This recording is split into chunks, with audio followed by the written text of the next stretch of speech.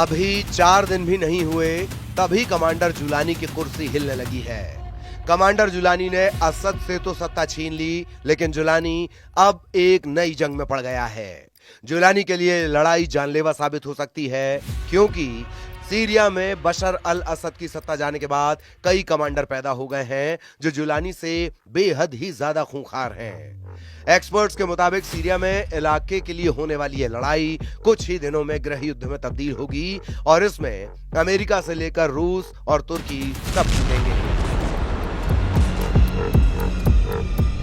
America पर्दे के पीछे होगा, तुर्की पर्दे के पीछे होगा, रूस पर्दे के पीछे होगा, ईरान पर्दे के पीछे होगा। लड़ेंगे सभी देश। सीरिया में खड़े किए हुए विद्रोही और गृह युद्ध बेहद ही खतरनाक होगा, बेहिसाब खून गिरेगा।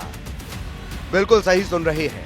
सीरिया को लेकर ये ऐसी भविष्यवाणी है जिसके बारे में एक्सपर्ट्स कह रहे हैं कि ये होकर ही रहेगा, इसे कोई नहीं रोक सकता, क्योंकि सीरिया में सभी देशों के अपने अपने स्वार्थ हैं और दमिश्क पर विद्रोहियों के कब्जे के बाद वो स्वार्थ प्रभावित हो रहे हैं और ऐसा कोई भी देश नहीं चाहता है।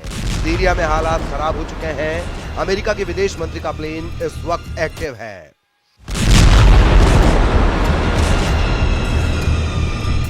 एंटनी ब्लिंकन कभी इस देश कभी उस देश का दौरा कर रहे हैं, हालात संभालने की बात कह रहे हैं, लेकिन सबसे बड़ा सवाल कि क्या इसका असर होगा।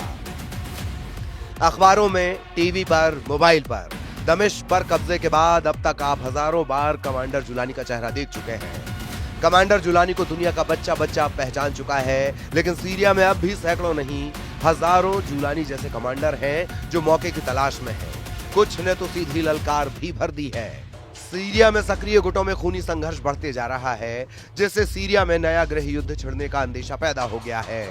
फर्स्ट पोस्ट की रिपोर्ट के मुताबिक सीरिया में तुर्की समर्थित सीरियाई नेशनल आर्मी यानी SNA और अमेरिका समर्थित सीरिया डेमोक्रेटिक फोर्स यानी SDF के बीच तनाव बढ़ रहा है। SDF कुर्द, अरब और सीरियन मिलिशिया का गठबंधन है। SNA तुर्की के समर्थन से बने विद्रोही समूह का गठबंधन है।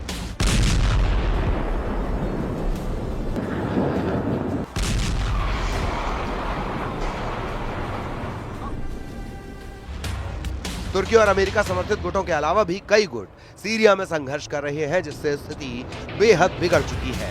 अमेरिका के विदेश मंत्री एंटनी ब्लिंकन कई देशों का दौरा कर रहे हैं। अपने दौरे से पहले पड़ाव पर ब्लिंकन तुर्की पहुंचे। यहां उन्होंने पहले तुर्की के विदेश मंत्री से मुलाकात की, फिर राष्ट्रपति एर्दोआन से मिले। ब्लिंकन ने कहा कि अमेरिका इलाके में शांति के लिए हर कोशिश करेगा। SDF और NSA के बीच खून खराबे की एक नहीं कई वजहें हैं, जिसमें 3 मुख्य मुद्दे हैं। पहला, दोनों गुट सीरिया के भविष्य को लेकर अलग अलग सोच रखते हैं, और दूसरा, इन दोनों के अंतर्राष्ट्रीय समर्थक और उनके हित, और तीसरी वजह, इन SDA और SNA दोनों के अपने क्षेत्रीय दावे हैं।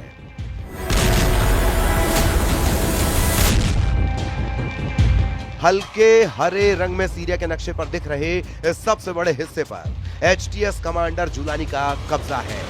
पीले रंग में घिरे इलाके पर कुर्द लड़ाकों के SDA का कब्जा है। फिरोजी रंग में दिख रहे इस इलाके पर SNA का कब्जा है। इसमें कोई शक नहीं कि सीरिया के रेगिस्तानी इलाके में दाइश मजबूत हो गया है।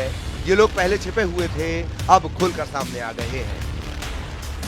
जो लोग दाइश से मुकाबला कर रहे थे वो अब नहीं रहे, वो रेगिस्तान में मौजूद हैं और अब हमारे इलाकों में दाखिल हो रहे हैं।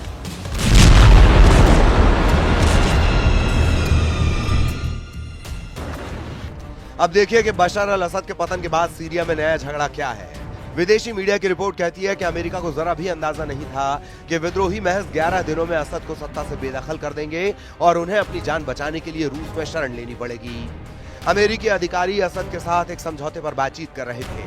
असद के सामने अमेरिका ने जो डील रखी थी उसके मुताबिक सीरिया को हिजबुल्लाह और ईरान के साथ संबंधों को तोड़ना था और बदले में अमेरिका सीरिया के विद्रोह को रौंद देता, जिससे असद की सत्ता सीरिया पर बनी रहती। लेकिन ऐसा हो पाता इससे पहले ही जुलानी ने दमिश्क फतह कर लिया।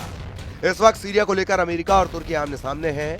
बड़ी बात यह है कि अमेरिका और तुर्की दोनों ही नेटो गठबंधन के सदस्य देश हैं। ऐसे हालात में अब देखना होगा कि अमेरिका किस हद तक सीरिया में डैमेज कंट्रोल कर पाता है।